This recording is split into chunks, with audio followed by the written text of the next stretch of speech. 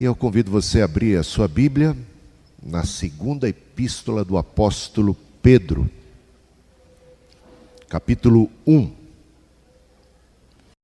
Ele fala nesta epístola como apóstolo de nosso Senhor Jesus, como servo, mas como apóstolo, como alguém que conheceu a Cristo de perto, que conheceu ao Senhor, que foi testemunha ocular de sua morte e de sua ressurreição, que tem a autoridade do Espírito Santo. Portanto, essa mensagem é muito preciosa para nós. É a mensagem de um apóstolo, de uma testemunha do Cristo. No versículo 14, olha só o que é que nós temos. Vai até o versículo 14 e a gente vai ver a seguinte informação: certo de que estou prestes a deixar o meu tabernáculo, como efetivamente nosso Senhor Jesus Cristo me revelou. Esta é a última carta, a última mensagem do apóstolo Pedro. Ele tem consciência de que é chegada a sua hora de partir desse mundo, portanto, escreve ele com a consciência de que está se despedindo desta vida. E ele deixa então a sua última mensagem. Gente, quando a gente tem consciência de que estamos partindo desta vida, nós comunicamos àqueles que são mais chegados aquilo que consideramos ser vital, importante. É como alguém que vai se ausentar por muito tempo e antes de se ausentar, ele passa uma série de recomendações. E às vezes, com prazo, ele começa a comunicar: olha, eu vou viajar e vou ficar longe, então não se esqueça disso, faça isso, olha, cuida daquilo. Agora, quando chegou os minutos derradeiros, aquela hora, ele vai lembrar aquilo que ele considera mais importante ainda, não é assim?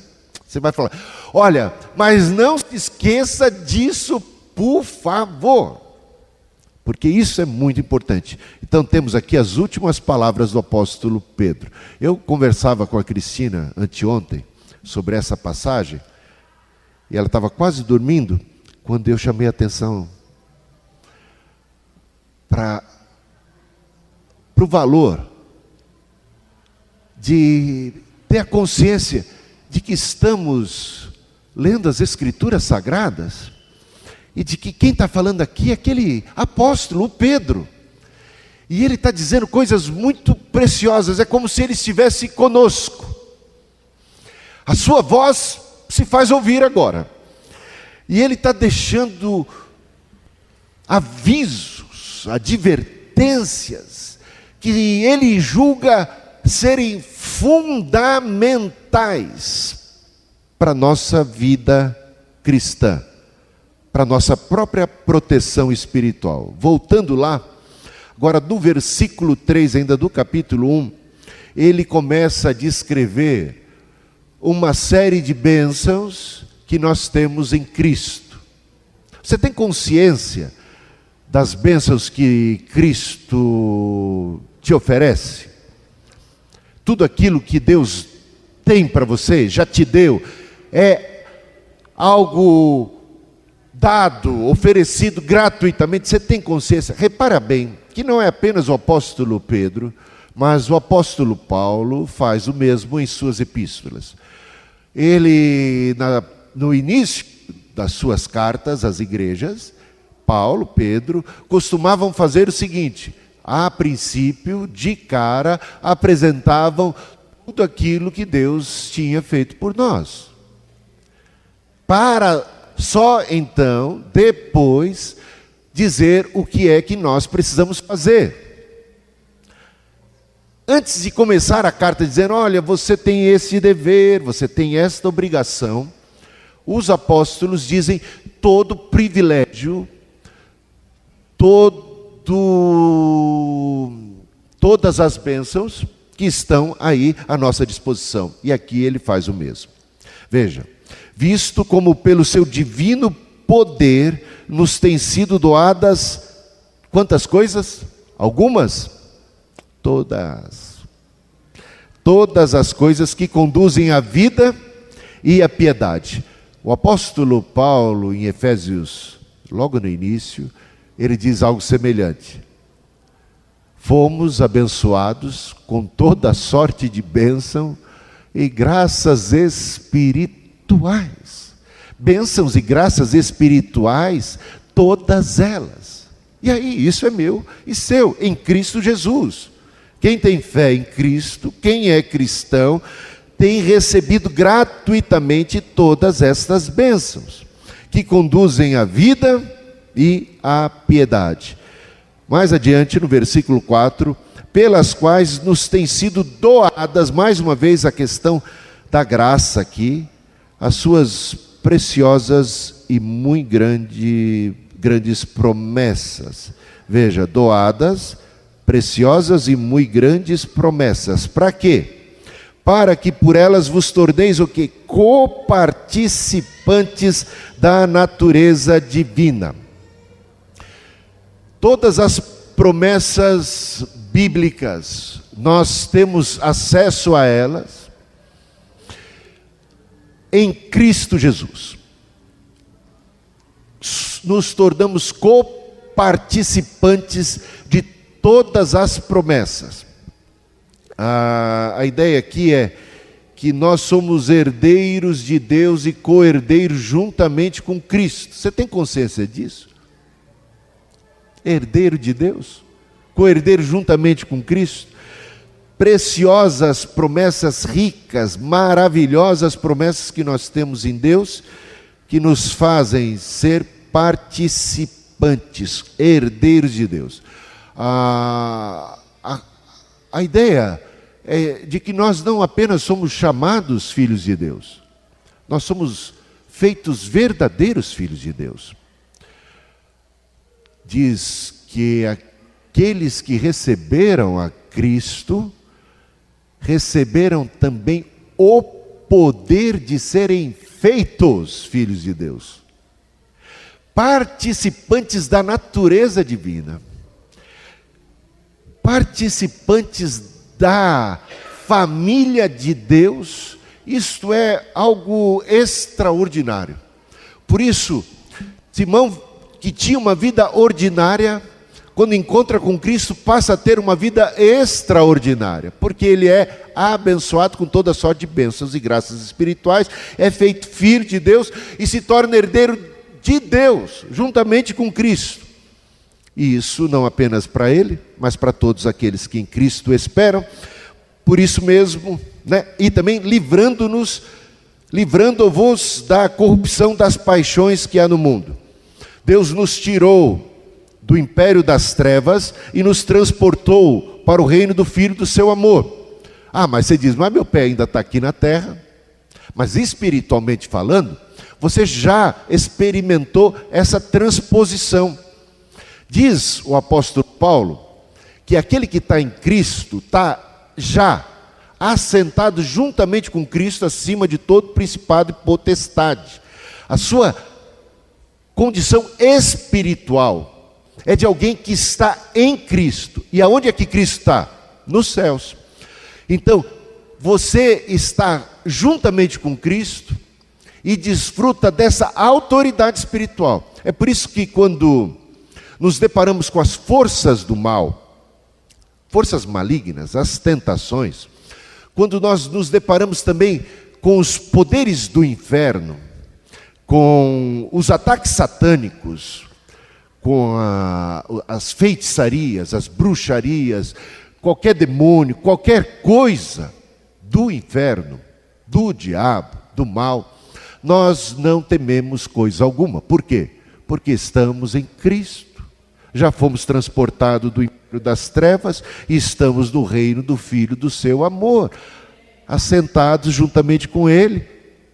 Você está sentado aqui, mas espiritualmente a sua posição é de filho de Deus, de alguém que tem autoridade espiritual. As portas do inferno não prevalecem contra a igreja. Você tem autoridade sobre os demônios, pode exercê-la. Ficou espantado, um senhor da igreja, ainda muito jovem, recém-batizado, porque viu que ele tinha poder para expulsar demônio. Né? Sabe de que eu estou falando? Do Cristiano. Não é, Cristiano? Que graça de Deus, que poder! Os discípulos de repente chegaram maravilhados e disseram: Jesus, em teu nome os demônios se nos submetem. Jesus deu graças a Deus. Graças te dou, Pai, porque ocultastes essas coisas dos poderosos, reveladas aos pequeninos, porque foi do teu agrado, Senhor. Eu via Satanás caindo como um relâmpago. E aí ele se volta para os discípulos e diz para eles: alegrem-se muito mais. Vocês estão contentes porque vocês podem expulsar demônios? Porque os demônios do inferno não podem com vocês? Alegrem-se muito mais porque o nome de vocês está escrito no livro da vida. É isso.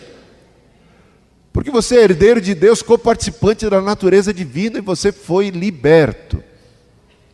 O cristão foi liberto do domínio do mal. E veja aqui, por isso mesmo, agora vem, ou seja, consequentemente, por todas essas razões, por tudo isso que Deus fez por você. Veja que Deus faz por nós aquilo que a gente não pode fazer por nós mesmos. Nenhum homem poderia enfrentar o demônio por si próprio, na sua força. Nenhum homem poderia vencer as tentações sozinho. Ninguém poderia ser salvo pelo seu próprio mérito. Todos nós estávamos mortos nos nossos delitos e pecados. Deus, vendo que a condição do homem era tal de perdição, Ele teve misericórdia e Ele enviou Jesus Cristo para ser o nosso Salvador, para fazer por nós aquilo que nós não tínhamos condições de fazer por nós mesmos. Quando nós estávamos mortos nos nossos delitos e pecados, Deus enviou Jesus e Ele nos resgatou, nos salvou, nos perdoou, nos deu uma nova vida. Então, agora a gente recebe em Deus coisas poderosíssimas. A gente recebe o perdão dos pecados, a gente recebe um novo coração, a mente de Cristo, o poder do Espírito Santo.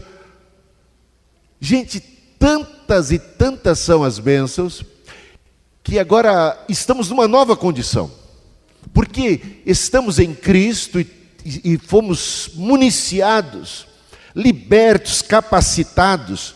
A gente recebe agora incumbências. Incumbências, podemos agora cumprir tarefas que podemos cumprir satisfatoriamente, não na força da carne, mas na força do Espírito Santo. Por tudo isso que temos em Deus. Como a gente voltando ali no versículo 3, veja: visto como pelo seu divino poder nos têm sido doadas todas as coisas que conduzem à vida e à piedade. Doadas, gratuitamente recebemos pelo divino poder de Deus todas as coisas que nos conduzem, que nos capacitam para a vida e para a piedade. Por isso mesmo, vós agora é com a gente. Agora é a nossa responsabilidade. Eis aí o nosso dever. Porque tem gente que também acha que é o seguinte: é com Deus, o homem está acabado, o homem não pode fazer nada, é Deus que faz tudo, é Ele que salva, agora eu só descanso em Deus e não faço mais nada. Está errado. Está errado por quê? Porque tendo Deus feito tudo a nosso favor, somos agora capacitados pelo poder do Espírito a obras e realizações. E devemos ser diligentes. Veja só, por isso mesmo vós, reunindo toda a vossa diligência,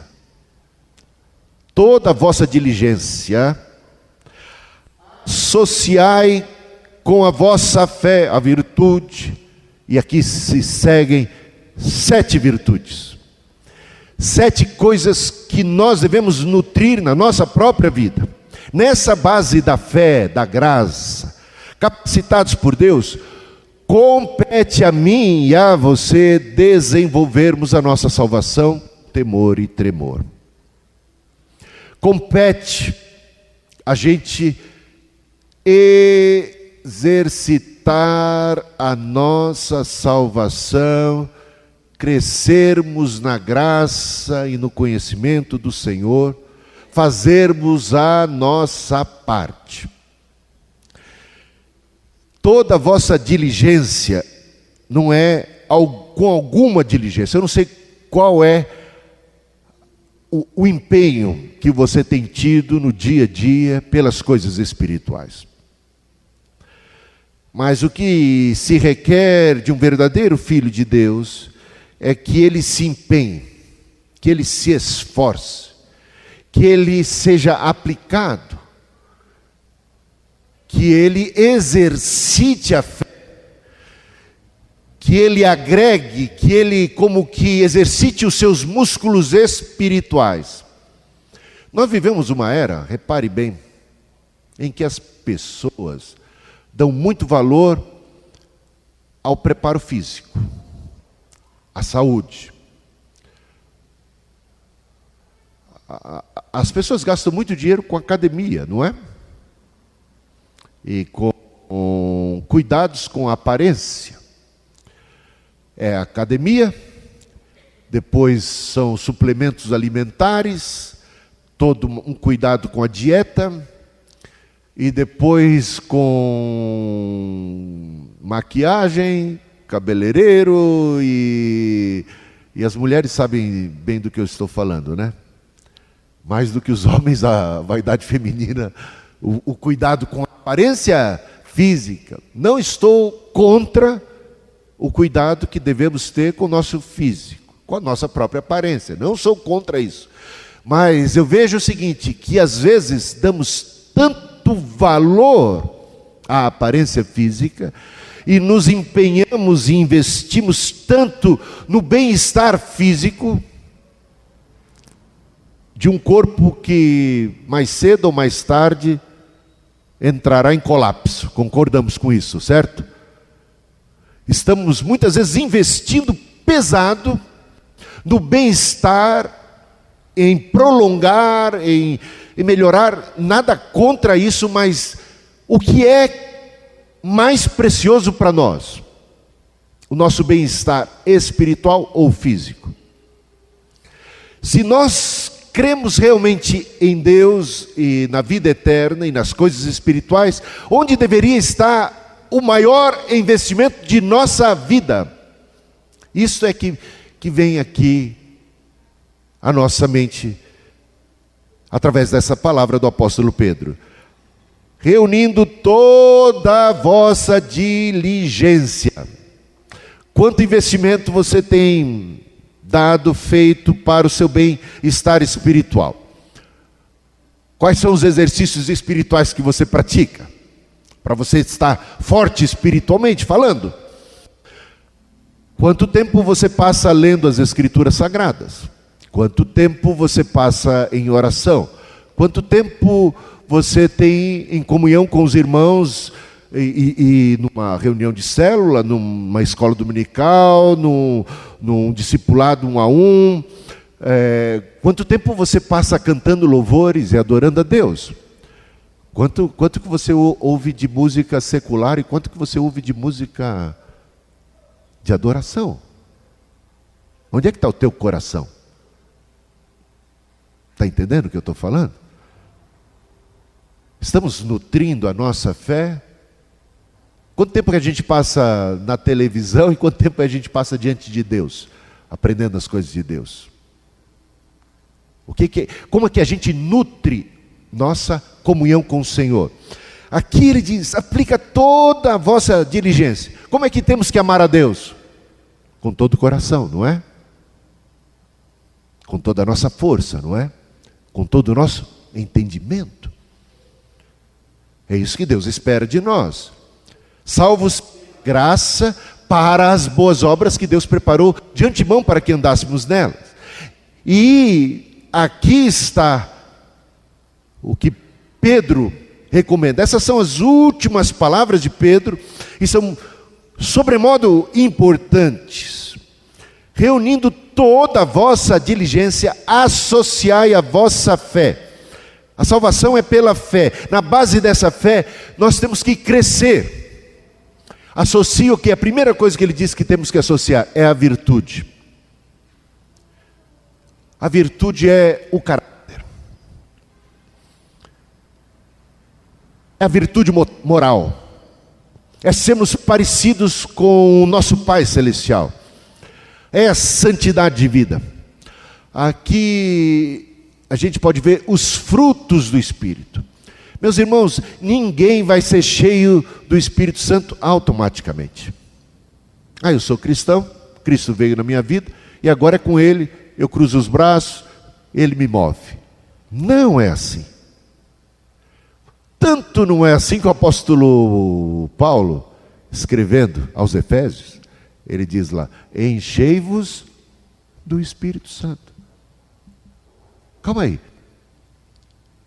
Isso é um imperativo do apóstolo para mim, que me diz que eu tenho que me encher do Espírito Santo. Pensei que era Deus que fazia isso, independente da minha vontade, independente da minha atitude. Como é que eu me encho com o Espírito Santo? Falando entre vós em salmos, hinos e cânticos espirituais, que habite ricamente a palavra de Cristo em você.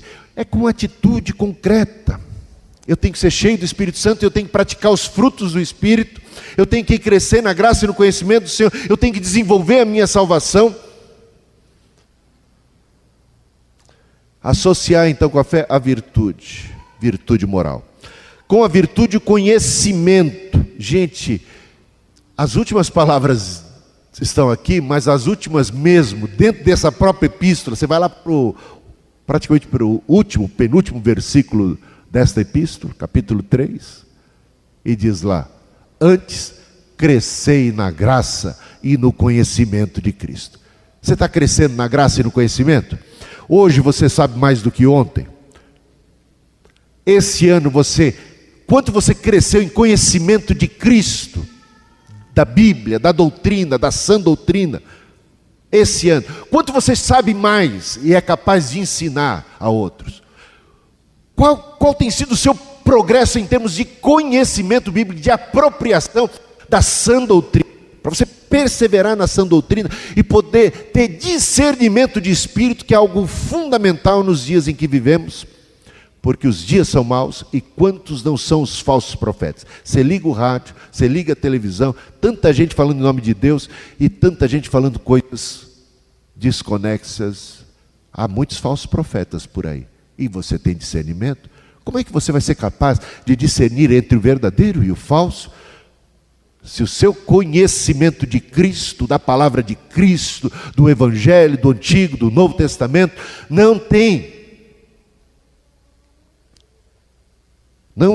tido progresso.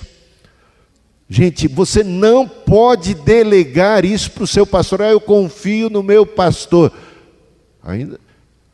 Ainda que você possa ter um pastor como eu, que não acho que eu sou dos piores, tá? Mas você não pode delegar, transferir, descansar no meu saber. Se eu ficar um dia maluco e começar a falar bobagem, você não pode ir atrás de mim. Você tem que ter um conhecimento profundo do Evangelho de Cristo por você mesmo. Meu papel aqui é ajudar a você a ter esse discernimento. Quando eu fui pastor em Vila Bonilha,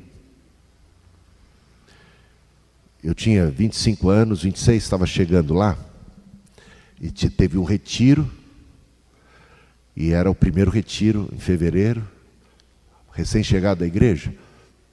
Eu preguei uma peça no povo. Eu preguei uma heresia como se fosse verdade, de propósito. E preguei de um jeito bem carismático. O pessoal bateu palma e foi aquele alvoroço, e ficaram entusiasmados e foram comigo e vibraram e foi um auê. 10 minutos depois, eu pedi desculpas para eles e disse: de propósito, eu acabo de ensinar para vocês algo que não tem nada a ver com a Bíblia, algo absurdo. E aí falei, por que eu tinha feito isso? Para que vocês ficassem ressabiados comigo, para que vocês se tornassem como os bereanos. Já ouviu falar dos bereanos na Bíblia? Os bereanos eram cristãos da Bereia, sim, que quando o apóstolo Paulo, o apóstolo, pregava, eles examinavam tintim por tintim cada afirmação e iam conferir nas Escrituras para ver se de fato era assim. E eis alguém bem maior do que esse que vos fala, o apóstolo Paulo, concorda?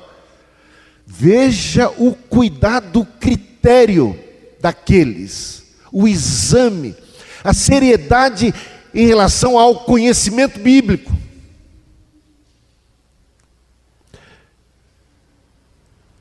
A gente não pode pura e simplesmente ir atrás dos outros e dizer amém para tudo que se diz, não importando quem.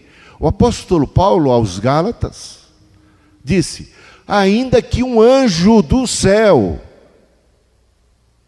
eu ou qualquer outro apóstolo, vos pregue um evangelho diferente deste, que é o puro evangelho, seja ele anátema. Não importa quem, não importa quem, ainda que venha um anjo. A seriedade com conhecimento, gente, é algo fundamental. A preocupação de Pedro nesta epístola é com os hereges.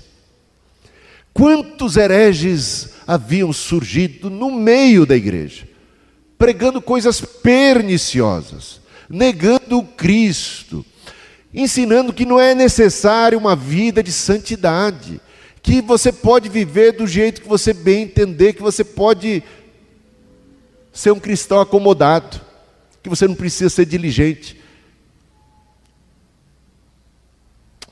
E aqui está a preocupação dele. Toda a vossa diligência, associai a vossa fé à virtude. A virtude, o conhecimento. E ao conhecimento, domínio próprio. Domínio próprio, temperança, autocontrole. Como é importante isso. Domínio próprio diante das tentações. Domínio próprio diante dos vícios. Domínio próprio diante de tudo aquilo que quer, de repente, dominar a gente. Às vezes a gente nasce com um temperamento um pouco azedo, não é? Alguns são mais ardidos do que outros. A gente não pode simplesmente dizer assim, eu nasci assim. O fruto do Espírito é domínio próprio. Então, eu não posso dizer assim, eu sou assim. Esse é o meu jeito de ser, você vai ter que me engolir. Essa doutrina é do Zagalo, não é? Vai ter que me engolir. A gente não precisa, a gente pode melhorar. Nós podemos melhorar em tudo, em todos os aspectos. E o domínio próprio dará o equilíbrio, uma vida equilibrada, sadia.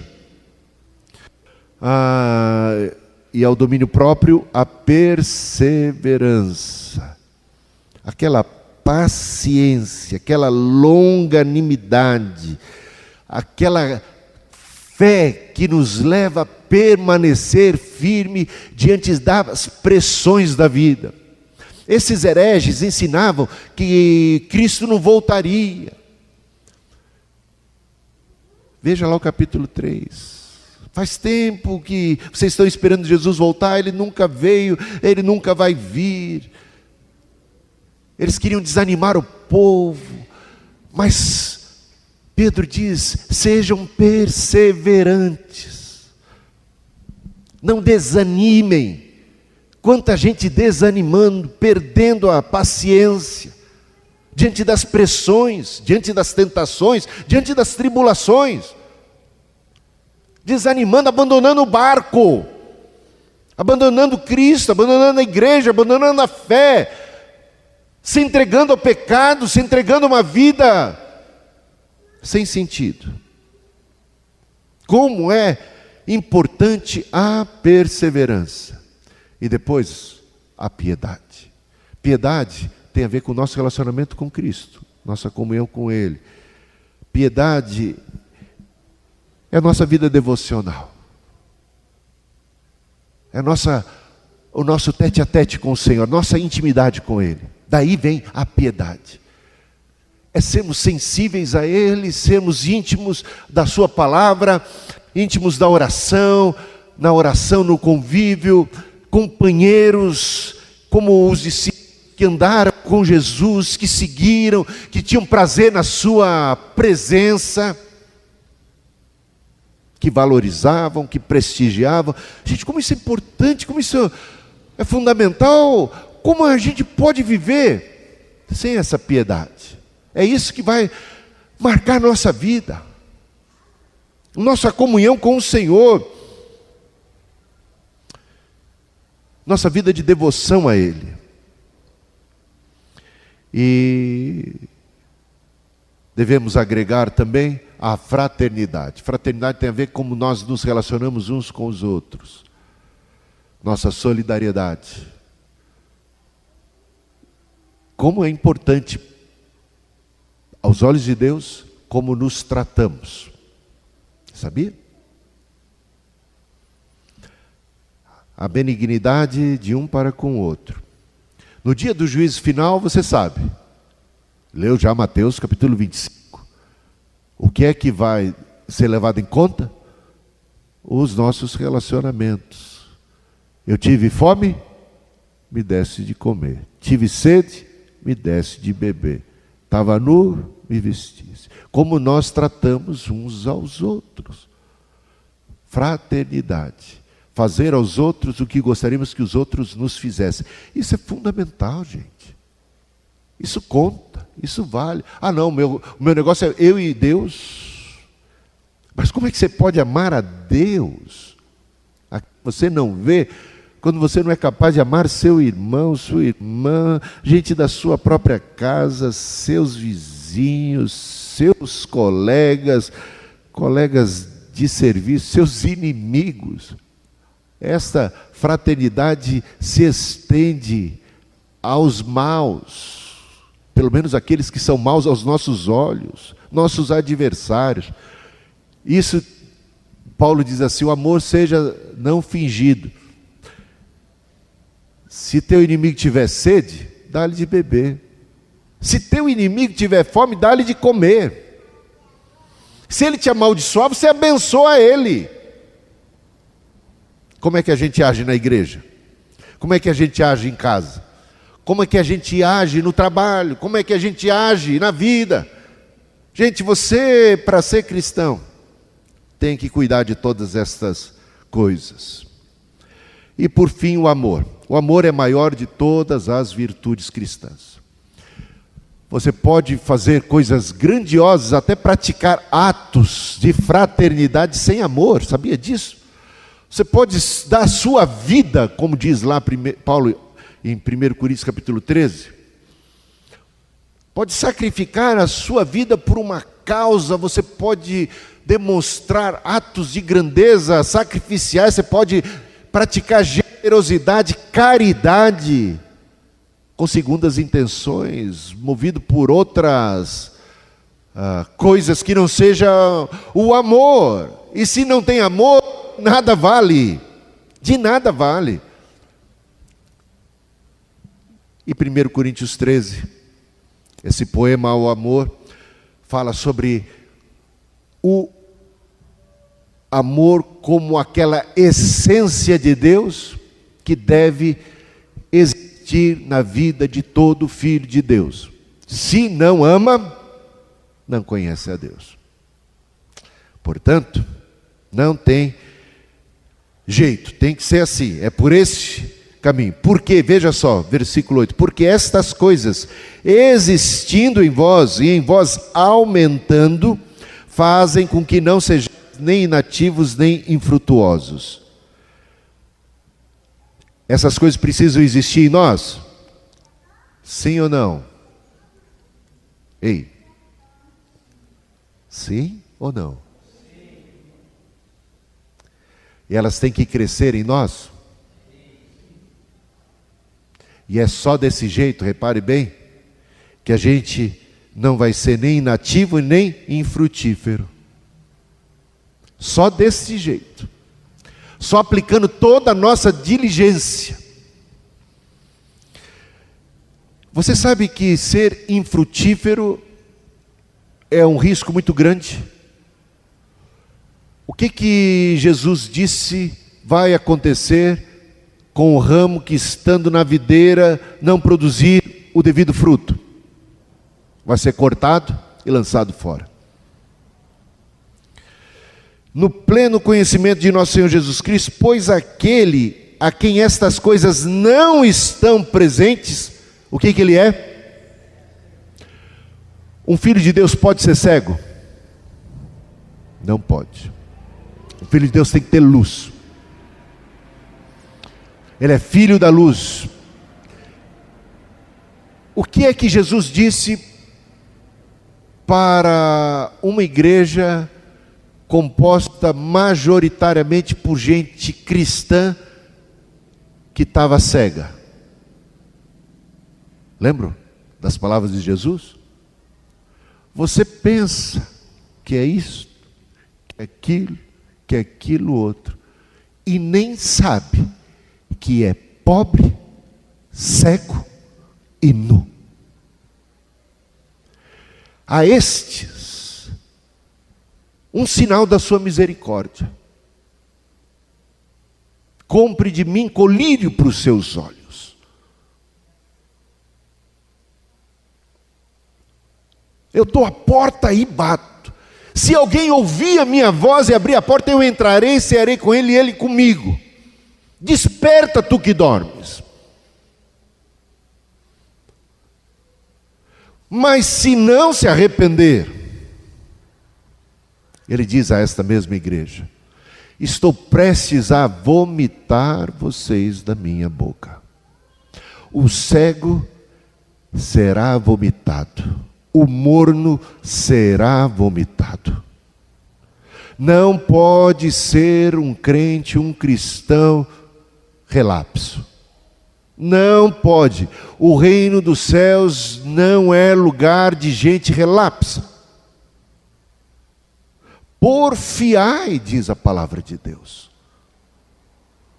Luta, batalha, por entrar pelo caminho estreito.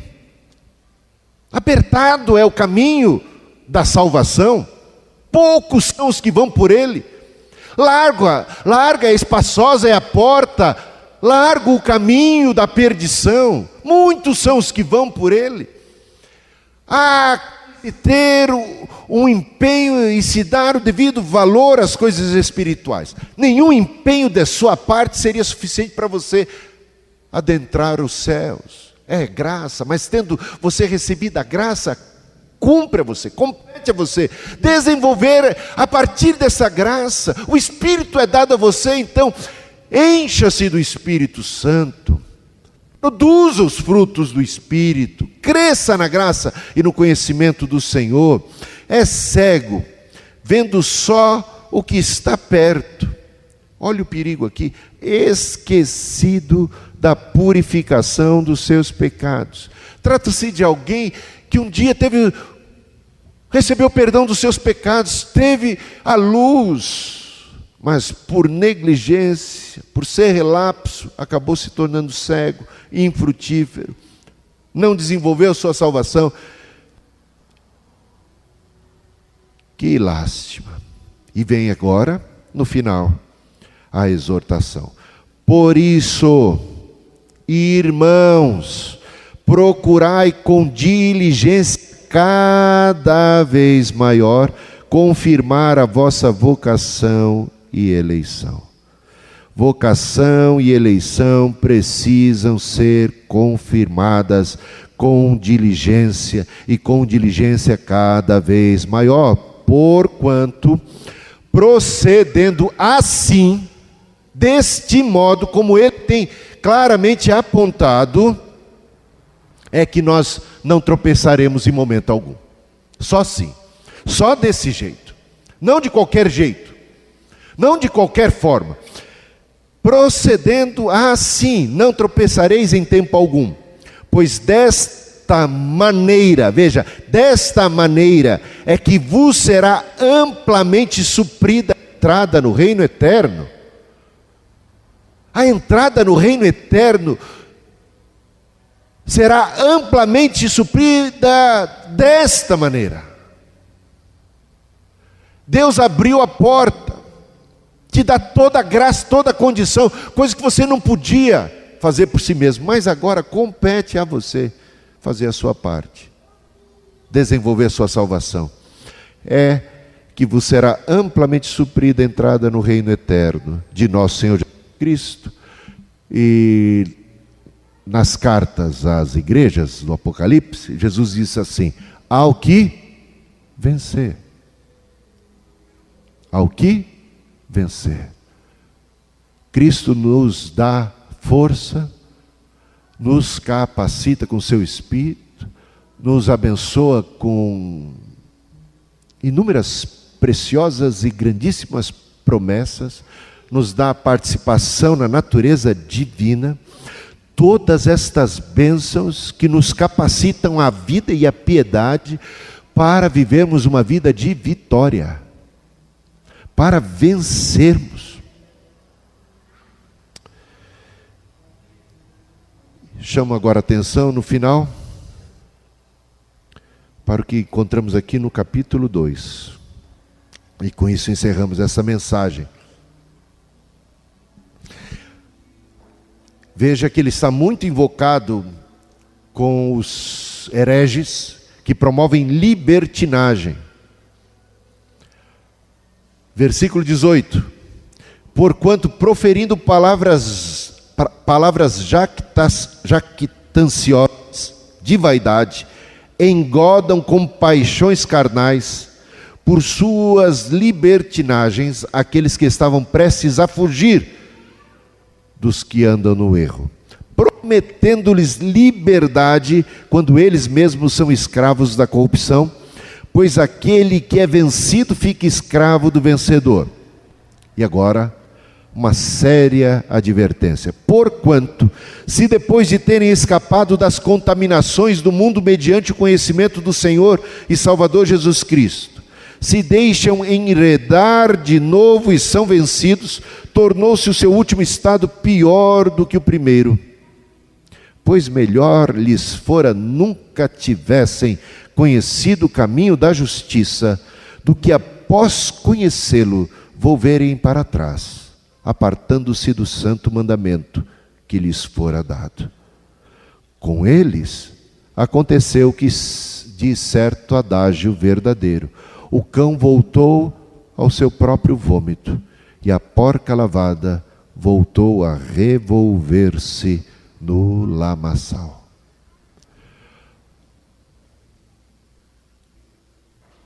Aqui uma séria advertência para aqueles que um dia já tinham escapado das contaminações do mundo, mediante o quê? O conhecimento do Senhor e Salvador Jesus Cristo, de gente salva, que acabaram por descuido, por ignorância,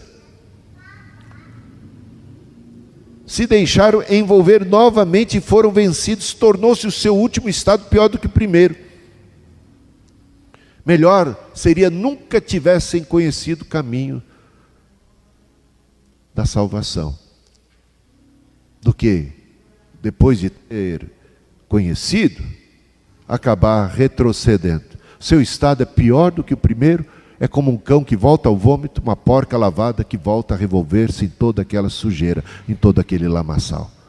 Jesus falou de alguém que era endemoniado, foi liberto, mas uma vez liberto, não cultivou a comunhão com Cristo, deixou a casa vazia, foi descuidado. Os demônios voltam e voltam 7 vezes pior. Veja o último versículo então. Opa, o que eu fiz aqui? Vamos. Fiz algo que não devia fazer. Deixa eu... está aqui.